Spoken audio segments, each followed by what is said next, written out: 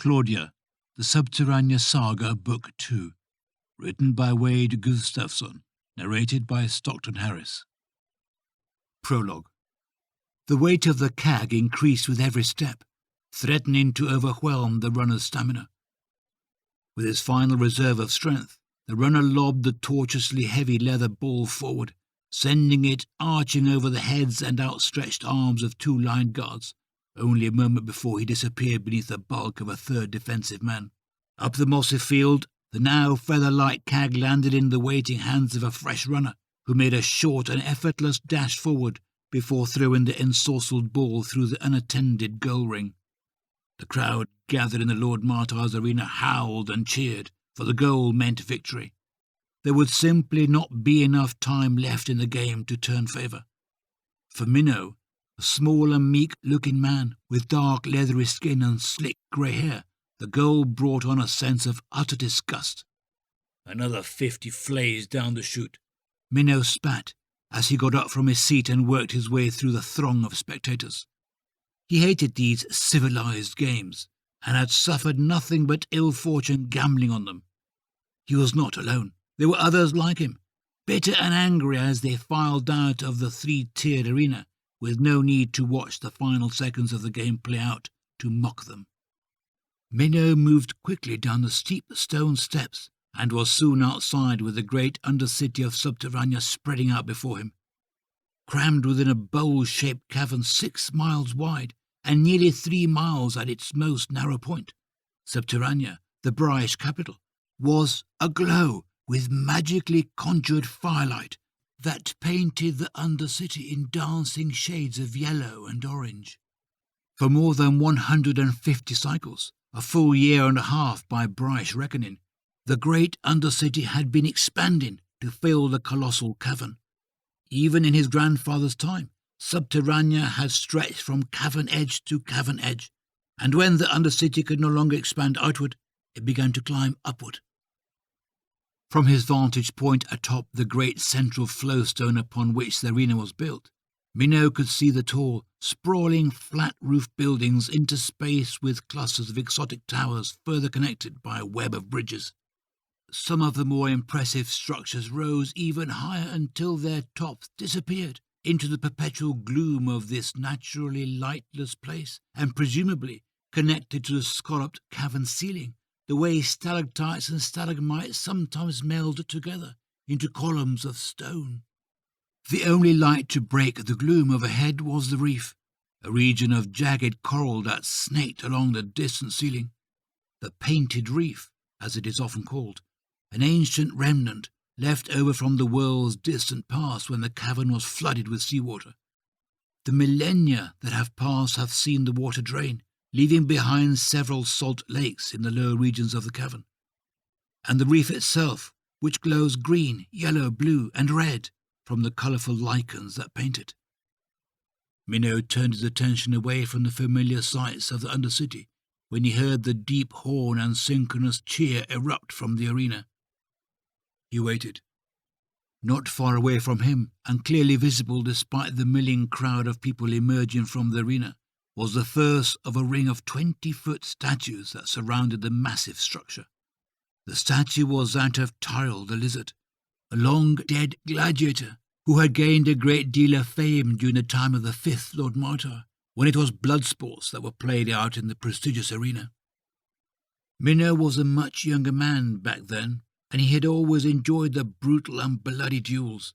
He longed for a return of the games, for the return of a Lord Martyr who would dispel the decadence of the once great sovereignty and return the Brylands and Subterranea itself to its former glory. That time was drawing near. He had been given a simple but important task. It had taken the better part of a month for him to verify that the boy existed. Even though he doubted that the rumours could contain a shred of truth, it was not his place to dabble in the work of his master's wizards. After several minutes had passed, he caught sight of a familiar face. A man who shared the burnt colour of Minnow's skin stood by the statue with his arms folded over his chest. "Edis," Minnow muttered beneath his breath. The two made eye contact for only an instant before he turned and vanished into the crowd. The Lord Martyr had spies throughout the Undercity.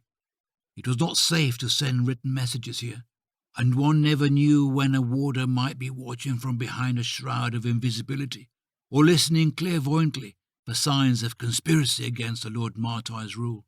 It was all made more complicated by the old slaver's increasing paranoia. But Edis was the message. Any one of Minno's 3 associates in the other city could have appeared at the statue following the game of CAG, and each would have signified a different place where Minno was to meet the slaver. Forcing himself to walk at a normal pace so as not to attract any undue attention, Minno navigated his way through the crowd. When he reached the bottom of the glistening flowstone, he chose a narrow road that led into a more squalid neighbourhood where refugees from the winter raging in the world above had come in droves. The road was shoulder to shoulder with dirty people, and countless makeshift shelters were pressed up against the walls of the surrounding architecture. No lizard-drawn carriage or mounted warden could hope to come this way without a great deal of effort, or the trampling of the refugees who had come to Subterranea 2 cycles ago to forge a new life for themselves and found instead overcrowding and poverty. Minno ducked into an alley that smelled of sweat and urine, and waited for several painful long minutes to make sure that he had not been followed. Satisfied, he stepped over a homeless vagrant who slept there and opened a door set into the filthy alley wall. He cast one last look over his shoulder and closed the door behind him. He had not even turned back around before he felt a powerful hand clamp down on his throat and pulled him into the room. He was immediately slammed face first into a nearby wall. "Were you followed?" A man's gravel-throated voice. "No," Minno gasped. "Of course not." Minno was spun around suddenly and pushed back against the wall a second time so that he could see the face of his assailant. The man before him appeared nothing short of deadly, powerfully muscled, blade-scarred and wearing a mismatch of battered armour. The mercenary raised the point of a leaf-bladed dagger even with Minno's face. Sweat began to bead on Minno's dark, heavily creased skin. He turned his eyes to the side, to where a grizzled old man sat coolly in a chair, which was the room's only furnishing. Behind the slaver was a white-skinned boy, of no more than 10 cycles. He cowered in the corner of the squalid apartment. A full minute passed in nervous silence as the slaver appraised him. Finally, there came 2 quick taps on the door, followed by 3 slow knocks. The vagrant, he realized, was no vagrant at all, but one of the slaver's mercenaries, who had hopefully just signalled the all clear. Following the signal, the mercenary looked over the slaver and then dropped Minno roughly to the ground. Relief surged through him as he finally drew an unobstructed breath. He wiped the sweat from his face and neck, then stood up to try and salvage his composure. He cast a scowl at the smiling mercenary, but he merely sheathed his dagger and moved to stand by the door. Minno was used to dealing with mercenaries, but he loathed their entire lot. Ally 1 minute, enemy the next, always on the side of the man who had the heaviest purse. Pushing his contempt aside, Minno turned to the old slaver. "This is him?" he asked, indicating the boy. The slaver nodded. When Minno walked past him, the slaver caught his arm by the wrist. "There is the matter of payment." Minno pulled his arm free and untied the purse he had looped under his tunic to protect it from thieves. He tossed the heavy purse over and continued towards the boy as the slaver began to count the paper currency. Crouching down beside the boy, he listened for a moment to the child's muttered whispers, spoken between fits of soft crying. "We're done here," the slaver said as he finally rose from his chair and stuffed the money into his pocket. Minno heard him walk toward the door. He touched the young albino, and the boy jerked with a start, spinning around to face him. The boy looked absolutely terrified, as if he lived in a constant state of fear. His eyes were milky and white, sightless. "He's blind!" Minno shouted, bringing the slaver to a stop by the door. "And deaf," the slaver added. "Give Kimbrak my regards." Chapter 1. Calsus fled eastward, struggling through the building snow. The wall of snow-laden ring barks were not far now, just another 100 feet or so. He dare not look back to see if his pursuer was closing the gap. 50 feet, then 20, then 10. And then he slipped and tumbled down, crashing violently into the knee-deep snow. It was the fall that saved him. Had he not gone down at that precise moment, the arrow would have found its mark, would have found him. The quivering shaft would be sticking out of his back, and not the black and white bark of the leafless tree above him. It had been close, far too close. He risked a glance back the way he had come. The burn-scarred ruffian was still coming for him, the brute's long gait bringing him closer with every massive stride. Dressed in heavy furs not so unlike his own, the scarred man paused and smiled. He actually smiled. Roke be damned. That bastard is enjoying this. This is a game to him. And where was the damned girl? As terrifying and dangerous as the big man was, the girl was by far the greater threat. Calsus had seen firsthand what the little bitch was capable of. Trailing a man, that was one thing, but nobody had said anything about the girl being a wizard. If he lived through this, he was going to have words with Kimbrack about that. The scarred man paused and carefully nocked another arrow. He made eye contact with Calsus, raised one good brow, the other had been burned away, and then made a "go ahead, run now" gesture with the bow. Calsus cursed. He pushed himself back up to his feet and sucked in a breath of cold winter air. Damn this man. He turned and ran. Only a few moments later, an arrow flew by his head so closely that Calsus could hear it whiff by his ear. He had been optimistic, thinking he could actually survive the day. No, he was going to die. Some part of him knew that. There would be no escape, no getting out of this. That was lost to him. Vengeance, however, was not. All he had to do was get to the wagon, and the camp was just over the next hill. He was almost there. If he could just get to the wagon, it would take only a few seconds to attach the message and get a crow into the sky. And so he ran. The towering ringbarks blurred by each side of him as he fled and dodged between them. Twice he pivoted and changed direction, sprinting off at an angle before he knew he was even doing it. Instinct was rearing its head in an effort to keep the arrows from finding him. He knew to weave, to do everything in his power to prevent the scar-faced man from getting a clear shot at him. As at last he crested the hill, he saw the wagon sitting right where he had left it. A sealskin canvas covered the back, and two fat, bloated stiddleback remained tethered nearby to where the tent had been pitched. The crows are still there. They have to be, Calsus thought as he closed the distance to the makeshift camp. His legs were burning from the exertion, but that would not matter soon. Off he ran. One last mad dash. He could do it. He knew that he could. Calsus nearly slipped and fell again as he came around the back of the wagon, but he managed to catch the frame and pull himself up and inside the cover of the wagon just as one final arrow missed its mark. The crows cawed and flapped in their cages, jolted into panic at his sudden arrival. Kicking everything out of his way to get to the cage, Calsus opened it and pinned a bird down just long enough to slip the tiny fragment of paper into the little tin loop on its leg. Lacking all grace or concern for the animal's well-being, Calsus yanked it out of the cage and threw it towards the opening at the back of the wagon. Black feathers wafted from the bird, and it floundered for a moment, but with a few flaps of its wings, it steadied itself and then rose quickly into the air, bearing south. He had done it. It did not matter what happened to him now. The carrier crow was gone, the message safely on its way to Roke's Forge, to Kimbrack. Collapsing to his knees, Calsus leaned forward and put his hands on the floor of the wagon. Though his chest was heaving for breath, he began to laugh, despite the hopelessness of his situation. Haverstag came around the back of the wagon, bow still in hand. He saw the man there, winded and practically steaming in the cold. The laughter was not something that he had expected. He understood, though. He had once done the same thing, laughed in the face of helplessness, because in a moment like that, what else was there to do but make peace with the inevitable? "You're too late," the ruddy-faced man said as he gestured outside with his chin. "They'll know where you are soon enough.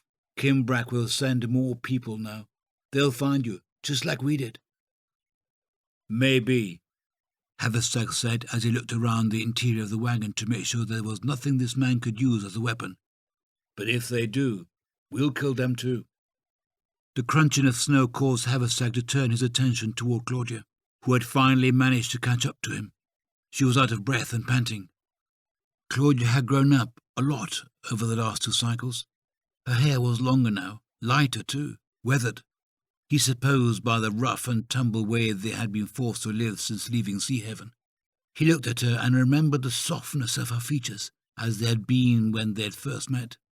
That innocence, that naivety, that was all gone now. She had seen too much, done too much in defiance of these men. Haverstag pointed into the dismal grey depths of the clouds, directing Claudia's grey-eyed gaze skyward. He got off a crow. "Do you think—" Claudia did not wait for Haverstag to finish his sentence. As soon as she was able to pinpoint the black shape against the clouds, she raised a long shard of amethyst crystal that served as her wand. "Indra Alisharra," she intoned. There was a flash of purple lightning, and then where the crow once was, there was only a paste of red mist and black feathers falling from the sky. "You should just turn him to stone and be done with it," Haverstag said as he eyed the man tied up in the back of the cave. The idea of having a prisoner to look after chewed at his insides. "We can take him outside and put him through the ice, sink him in the river. No mess that way." Claudia's eyes flickered over to Calsus, and she took another bite of spiced venison. She chewed slowly, swallowed the meat, and finally replied.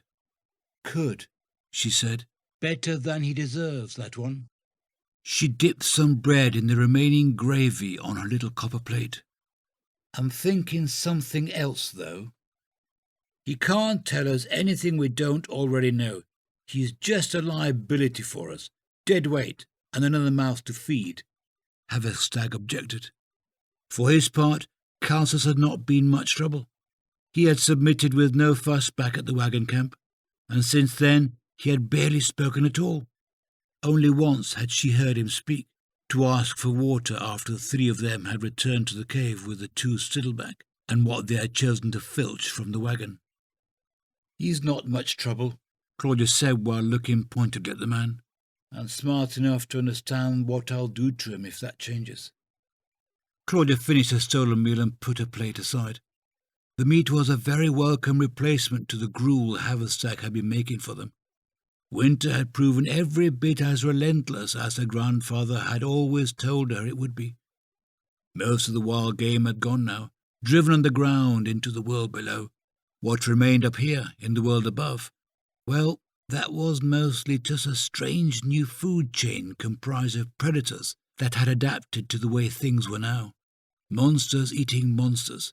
Even with magic at her disposal, hunting those beasts was something best avoided as long as she and Haverstag had the option to do so. "You're right, though. He's not worth anything to us. But I think I know someone who would be willing to make a trade for him. He's still one of Kimbrack's goons, and they are wanted men, one and all." "You thinking Lurch, then?" Haverstag asked. "I'm thinking Lurch," she confirmed. "Dangerous game, that. What do you hope to trade for him?" "I've never been to the Undercity. Neither have you, for that matter.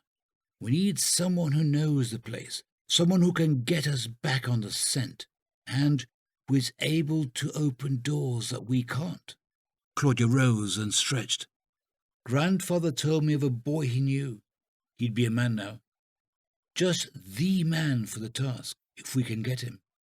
She moved away from the fire and stepped over to where Calsus was bound. She crouched there and stared at him for a long moment. "I suppose he should have some say in this, though. So what will it be? Do we take you with us to Lurch?" Claudia arced her thumb back over her shoulder. "Or would you prefer the bottom of the river?" Calsus took a breath and looked beyond Claudia to the big blonde man, then back. "Lurch sounds just fine, little miss, just fine." Chapter 2. "What? You don't bloody like it?" Will arched a woolly eyebrow as he worked the fly's wings to the back of his mouth in an attempt to swallow them. One had stuck stubbornly at the back of his tongue, and he had not the water nor saliva to wash it down. "Don't know what you're griping about," he muttered. "Give you the good part, I did. Big, fat one this time too. You're lucky. Shite, if you ask me. I don't have it half as good as you. No whips on your back. No spit in your food." Will spat the annoying wing onto the floor and got down on his stomach. The stone was cold against him. The shirt he wore, grey and old, was not quite threadbare yet, but it did not do much to keep him warm either.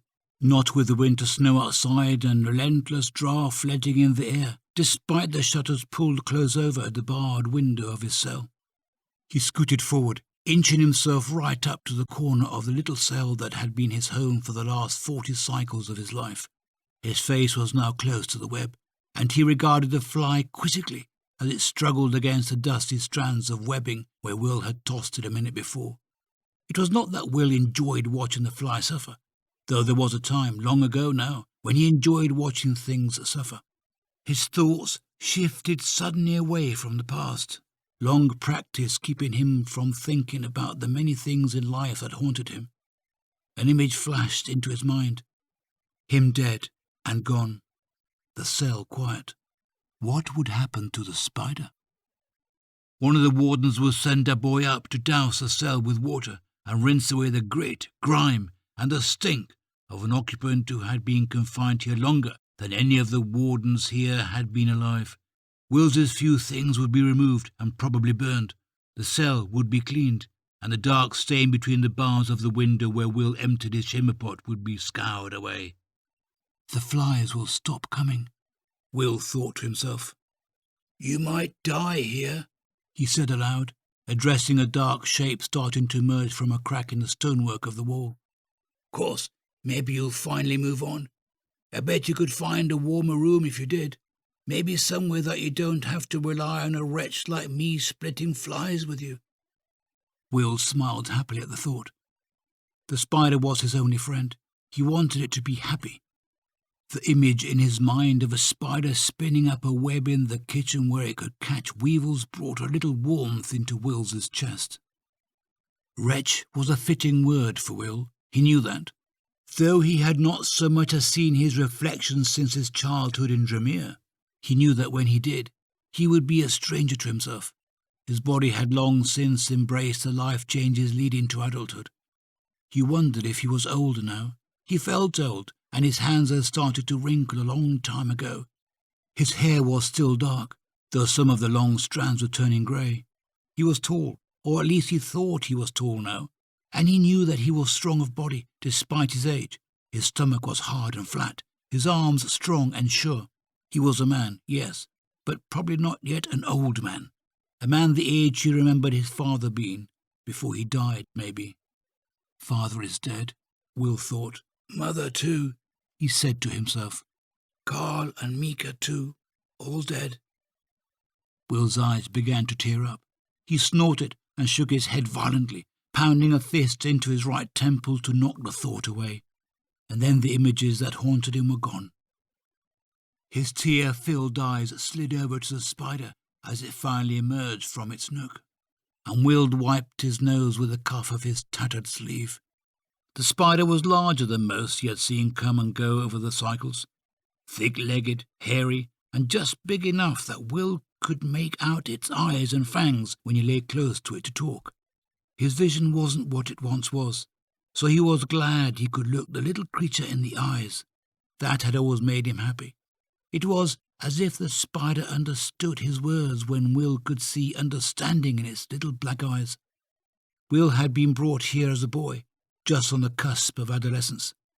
They said that he murdered people in Subterranea.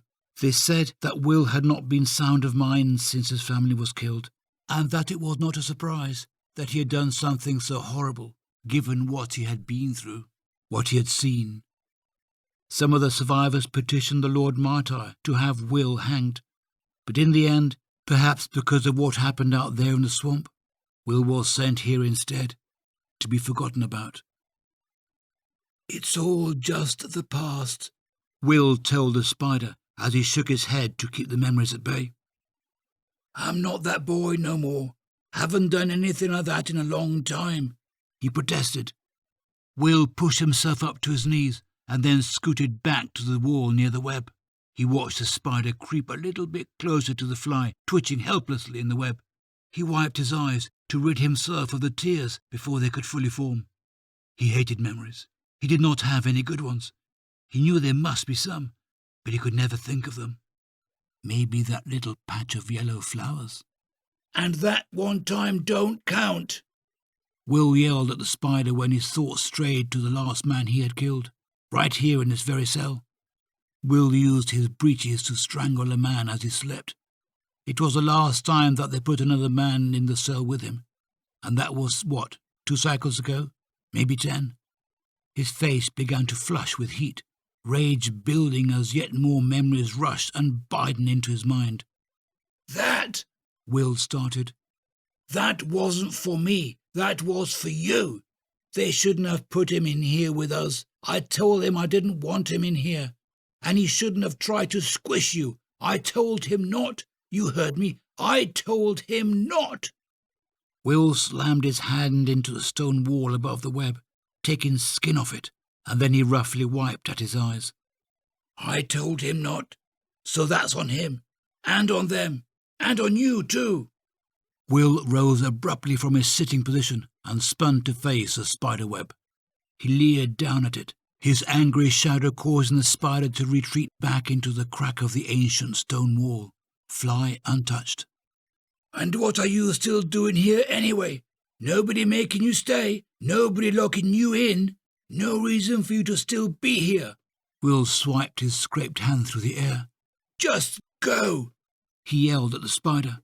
"Get out of my cell. I don't want you here anymore, so just get out. Just go." Will thrust an outstretched finger toward the shuttered window, pointing. When the spider made no move to obey his command, Will's face twisted into an expression of uncontrolled rage, and he skipped forward a half a step as he raised his right foot to stomp at the spider. He caught himself then, just in time, his eyes going wide with the realization of what he was about to do. The heat left his face in an instant, and he paled, horrified by his own actions. Guilt hit him hard, as if someone had just punched him in the stomach, and Will crumbled to the cold floor of the cell. He lay there in a heap and heaved again and again, heavy and dry, unable to throw anything up because there was so little in his stomach to begin with. He curled up into a fetal position, pulling his knees up to his chest, and began to sob.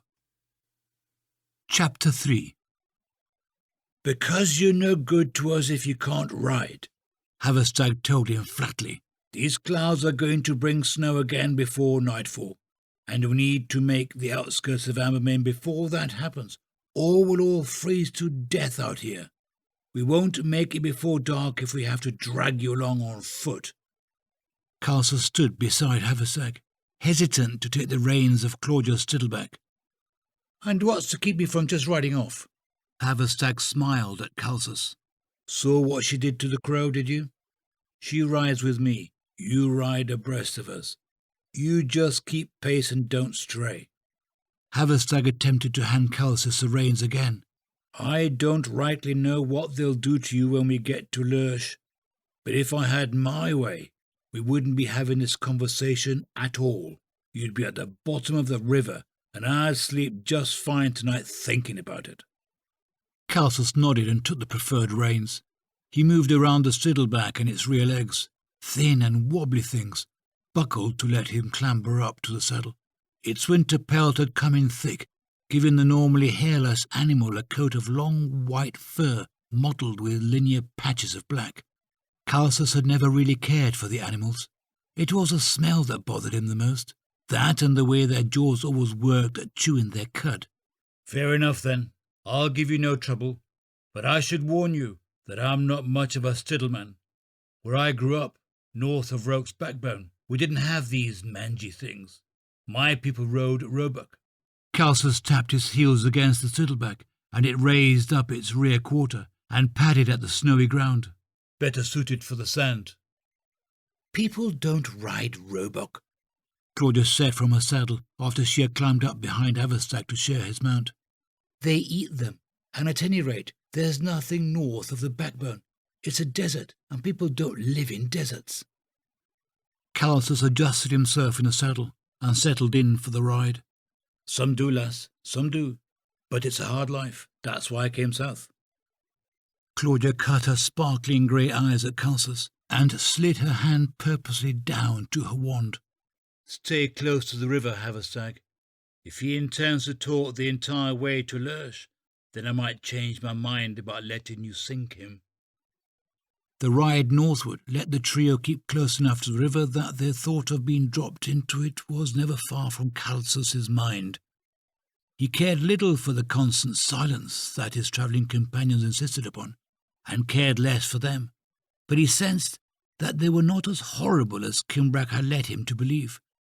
While the big one, Haverstag, was a giant of a man who looked as fierce as a bedraggled old bear, he suspected that killing was not in his nature. He had obviously killed to protect the girl, but that was not the kind of killing that made someone into a killer. There was something more complicated involved, something pushing him. Maybe he was her guardian or something, and she his ward. Calsus had known a lot of killers in his day, and Haverstag did not have the same look in his eye. Claudia, though, she had that look. She definitely had that look. There was something dark in her that Calsus could not quite put his finger on. Not yet, anyway. Kimbrack had not told Calsus, or the others in the search party sent out to find her, much about the girl. It was clear that something had happened to her, something bad enough to have stripped away her innocence and left her jaded and angry. Something important enough that Kimbrack wanted her. She had magic about her, and she was quick to use it to a lethal end. That was a dangerous combination in anyone. No, if Calsus was going to find his way out of his current situation, winning the girl's favour was out of the question. He would have to earn the big fellow's trust. Find a reason why letting him go was a better option than turning him over to the wardens in Lurch. Why a trade, though? Calsus thought to himself. Try as he might, he could not think of any reason why his captors could not just hire a guide when they reached Subterranea. Sure, they would have to be careful. The Lord Martyr would pay handsomely for any information on the current whereabouts of Asher Crow, who had not been seen since his most recent string of killings 2 cycles ago. If anyone knew anything about Crow, it was these two. The girl was, after all, his only living descendant, but the odds of her being recognized there were trivial at best. No, there had to be a reason why she wanted this particular guide, a reason why it was worth the risk of talking openly with the wardens to arrange a trade. With each mile that they rode, the weather turned worse. It was not long before the stittleback began to slow their pace. They had adapted marvellously well to the change of season, but speed was never their providence to begin with. Head down against the wind and blowing snow, Calsus ran through everything he could remember about Lurch. Before winter, it was a small but bustling military outpost surrounded by a little village. Most of the people that lived there either worked directly for the British wardens or toiled in support of the outposts in one way or another. Now, though, the place was basically a ghost town. Like the rest of the Broadlands, the population of Lurch had abandoned the world above to the relentless and unforgiving grip of winter. 25 cycles of endless snowstorms are not something faced head-on. When the first snow fell, life above ground stopped, and everyone who could flee fled to the Undercity to wait out the cold. It had always been that way in the Broadlands. Even his own people took to caves when the ice wind started across the desert. The few that remained up here were those like Claudia and Haverstag, and like Calsus himself for that matter, who lived outside of the law, and those who were too old or too set in their ways to make the transition to Subterranea. Sure, there were custodians left behind to care for the settlements and the elderly who would not live through the winter anyway, but these were few and far between. With only a handful of men-at-arms left in Lurch to guard a handful of prisoners, and then it hit him. This was not about Calsus at all. The girl was looking for her father. Kimbrack had told Calsus that much, because Kimbrack's primary focus for the last 2 cycles had been finding the man himself. That was why Calsus had been sent out here. Follow the daughter, Kimbrack had instructed. She is our best chance to find the father. She needed access to a specific prisoner. The man they are looking for knows her father. The storm was in full force by the time the two Stiddleback reached the courtyard of the small estate. It was obvious that the grounds had fallen into disrepair long before the arrival of winter, though the cycles of frequent blizzards and the weight of the endless snow had clearly been the coup de grace for the estate.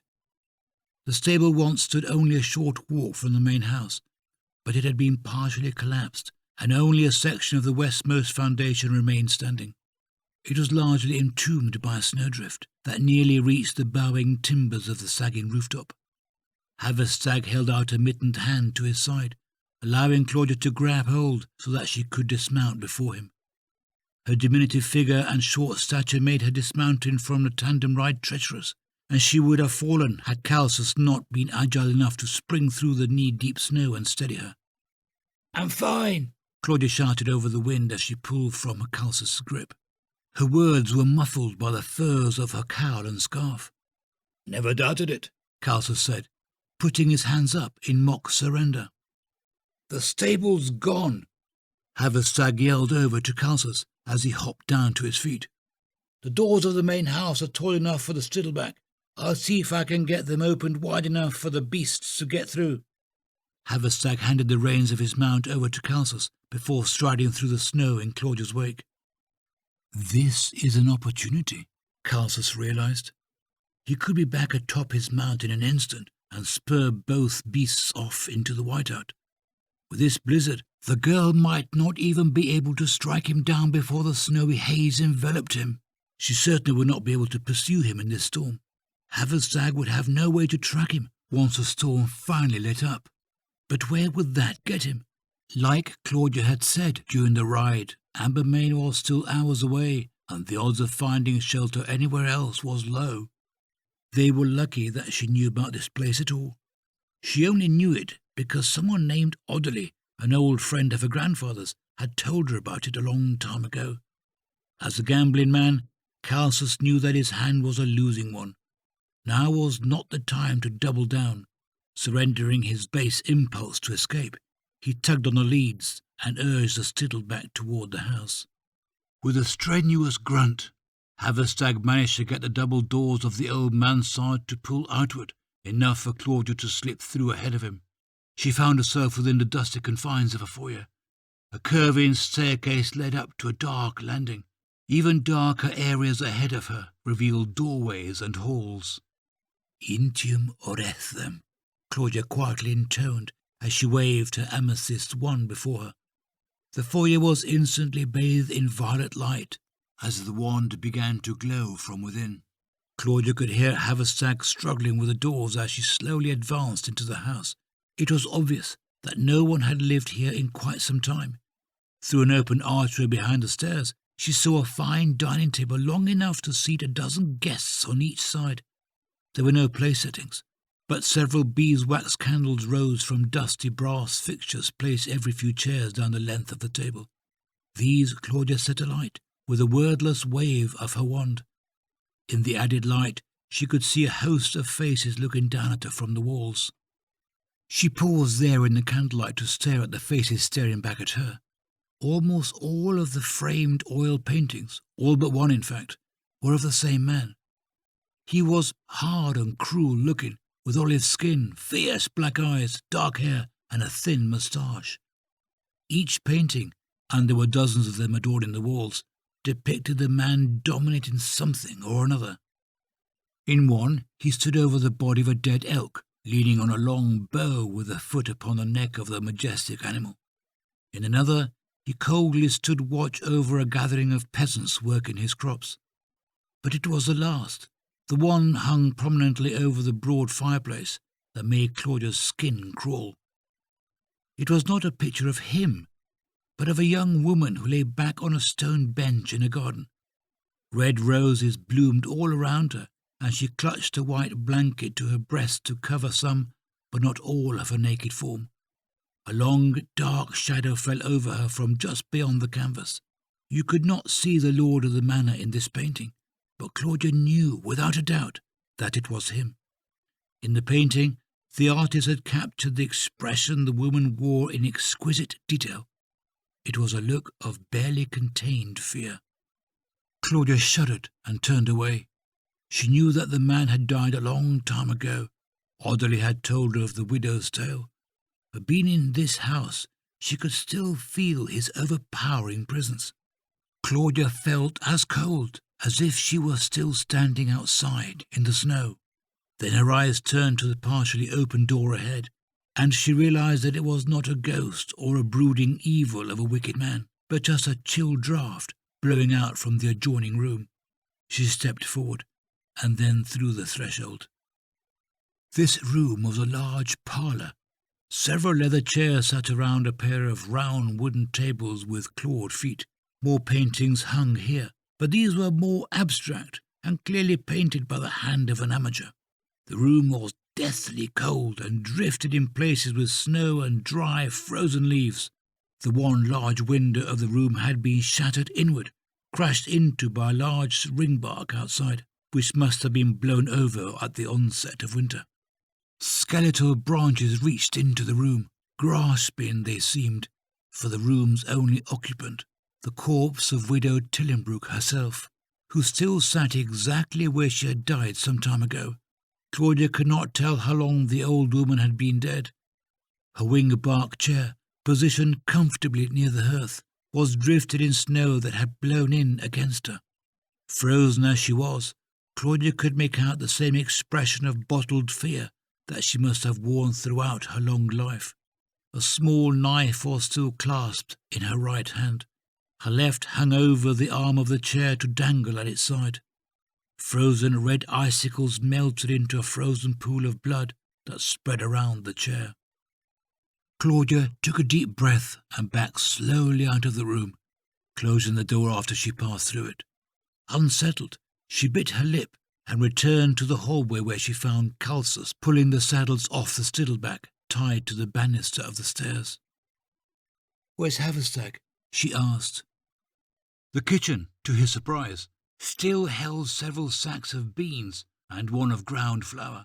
That, mixed with some of the meat stolen from Kimbrack's men, meant that the three of them would eat well tonight. Haverstag found a cord of firewood and soon had a good fire going in an iron-bellied stove. The room was just starting to warm up when Calsus was marched into the room at the tip of Claudia's wand. "You shouldn't leave him alone," Claudia said to Haverstag. "He's not to be trusted. He's our prisoner, and we can't trade him if he's run off because you left him unattended." Calsus sat down on a little wooden table further into the kitchen, putting Haverstag in between the two. "About that, lass, I've been thinking. See, there isn't anything in Lurch other than maybe a dozen or so wardens and a handful of prisoners too old to make the trip to Subterranea when the rest of the place bugged out 2 cycles ago.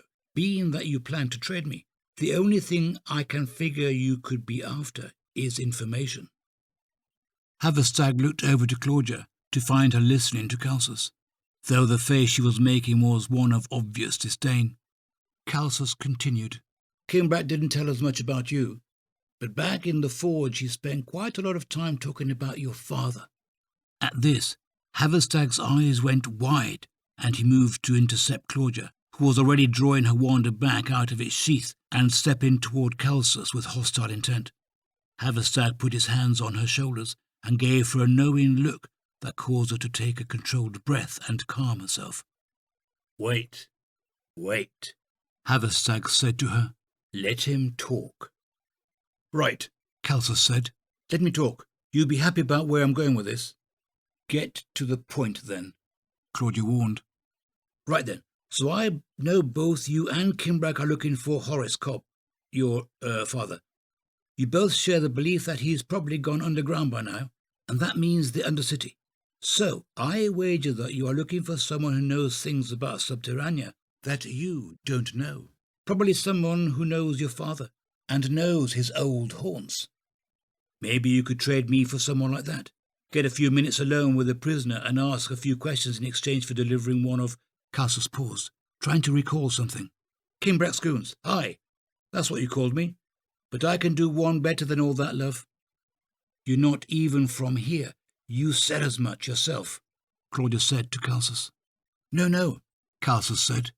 I don't mean that. What I mean is that I'm the kind of man who can get into Lurch without being seen, and get out with no one ever being the wiser. What good would that do us? Claudia asked. It isn't like we could trust you telling us anything you learn from him. Castle smiled at her. Right you are. You don't know me well enough to trust me yet, and it isn't like we really started off on a good foot, you and I. But that's not what I mean either.